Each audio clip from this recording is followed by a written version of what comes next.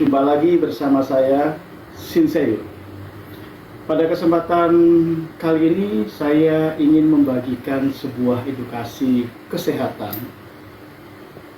Bagaimana cara mengatasi sakit batuk dan sesak nafas. Bagi kalian yang sedang menonton video kami, terus simak video kami, jangan lupa subscribe video ini. Semoga video ini bisa bermanfaat bagi kita semua.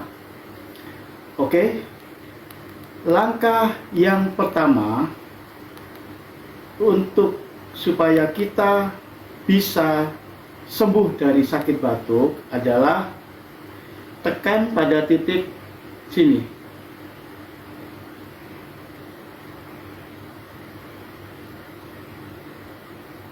Tekan kurang lebih 1 menit. Dari sini naik ke atas. Langkah yang kedua pada titik ini. Tekan selama kurang lebih 1 menit. Sambil digesekkan ke atas. Jadi bagi kalian yang mungkin saat ini sedang mengalami masalah batuk dan sesak nafas, kalian bisa mencoba metode terapi ala Shinseyo. Silakan share, bagikan kepada siapa saja, entah saudara, kerabat, teman, semua yang membutuhkan video edukasi dari kami.